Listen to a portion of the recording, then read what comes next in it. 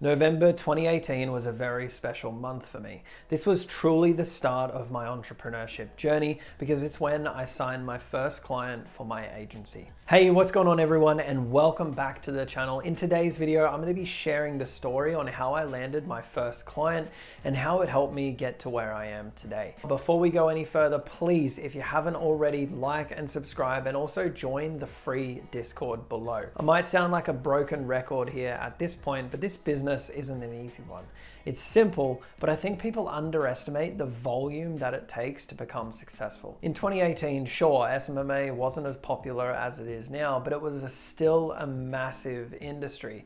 Dropshipping was in full swing while SMMA was still kind of new. I mean, at the time it didn't feel that way because Tai Lopez had just came out with his SMMA program less than 12 months prior, and he was getting thousands of people signing up to learn the new way to help businesses with Facebook and Instagram. He really started the new wave of agency owners. To me, the number one trait that you need is persistence. Everything I've done and achieved is because I just didn't give up. You must keep going no matter what happens and how many no's you get.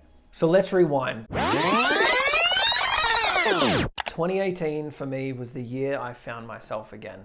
In February, I went to the USA for a couple of weeks, both Vegas and New York City, and honestly, I had no clue what I was doing. All I knew is I wanted something online and I wanted to be self-sufficient, so I headed to the 10X Growth Conference hosted by Grant Cardone. I thought it was a great event, however, two negatives I found was I used majority of my money to fly there and buy that ticket. However, each person on stage was pitching something, and even though it may have been a good product, I just didn't have the money to buy it. The second was I had no idea what my business was going to be. Most people at the event were established, they were doing quite well, but for me, I didn't even know what I wanted to do, so I couldn't get the most out of it. It was a cool experience though, and if I had to go back, it would just be to network and get clients for my agency because there was some real players at that event. It wasn't until I started working at my first sales role, I decided I was going to start an SMMA. I'm really grateful for that job because it taught me the fundamentals of sales and really opened my eyes to what was possible if I learned this skill. While I was at the event in Vegas, I met a guy who was doing about $700,000 per year doing lead generation for solar companies. At the time, lead generation was starting to get popular, but majority of people in the industry were selling Facebook ads and saying, we can help grow your business by using Facebook ads. For whatever reason, lead generation stuck with me, so I reached out to him to ask how I can start on this journey. That's when I decided it was what I want to focus on. He said I had three options. First was medical businesses, second was real estate, and third was solar. Real estate made the most sense because I wasn't really interested in the other two, and it was also something that I thought I could get into later on, and experience in the industry would help. So I did what everyone does. I started consuming content on YouTube all about the business model, how it works, how I get paid, what services should I offer. I never joined a program before signing a client, and I faced so many roadblocks.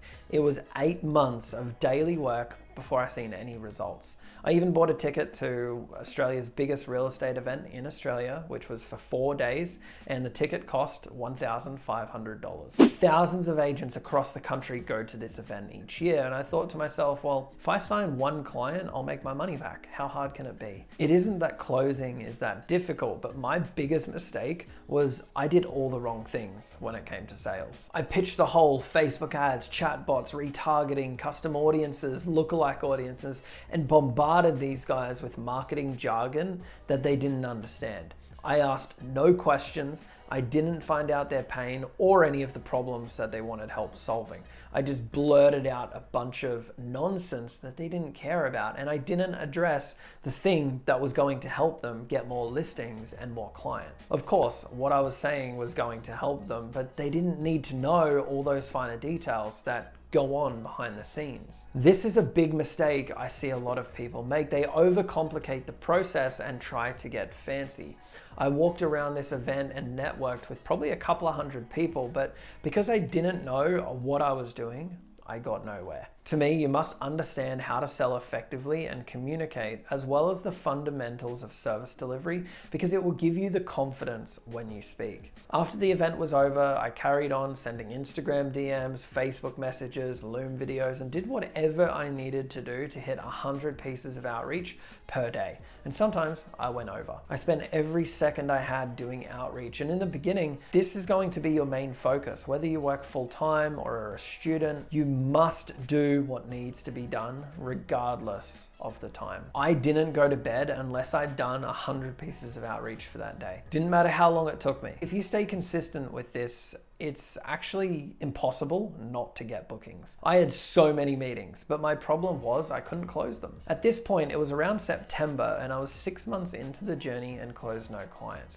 I was booking several meetings every single week. I was working full time, but I was lucky enough to reduce my hours to 3 days per week so I could focus more on the business. However, the catch was, since this was a sales role, we needed to hit targets. If at any point I didn't hit the weekly target like everyone else, I would have to go back to full time. This was tough. I mean, I did have the same KPI as all other team members, but I needed that time to focus on my business. This lasted about 5 or 6 weeks until I fell short on my weekly target by 1 sale. They gave me an ultimatum. Either return full time or we can part ways. It's safe to say I left. I just couldn't bring myself to go back to full time. It actually made me sick to the stomach just thinking about it. I had no backup. I had to make this work. I had a few months of savings to survive, and come December or January, I'd need to find another job. 8 months of consistent work. I had meeting after meeting, but there were 2 prospects that I was so close to signing, and I thought, this is it. They have to be my first client and my second client. I reached out to them both in October of 2018, and by the next month, they were both closed. One was from a Facebook message and the other was a Loom video. My main outreach methods were Loom, Instagram, and Facebook DMs. That's what I was doing. Straight to the point, very direct, and it worked. I'm not gonna lie, I was very nervous using my savings, having no plan B, and just going for it. But I also think it's a very magical thing. We can achieve anything we set our mind to. People thought I was crazy for doing this, but after thousands of messages, I landed 2 clients.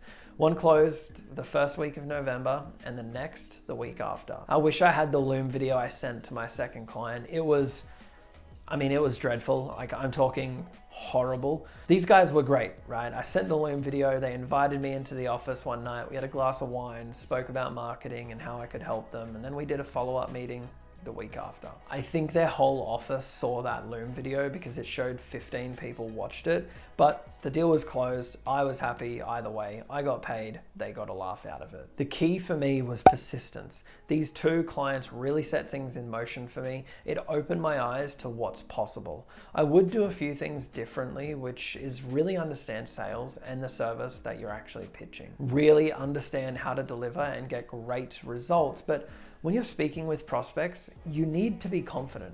Like, look, if you don't have results, you don't have case studies, you will close clients if you come across as confident and you know what you're talking about. I think we get caught up in our own heads and overthink things, and it's so true when you're just getting started. Keep it simple and solve a problem. That's it. And that, ladies and gentlemen, is the story on how I signed my first SMMA clients. Thank you so much for watching, and I'll see you in the next video.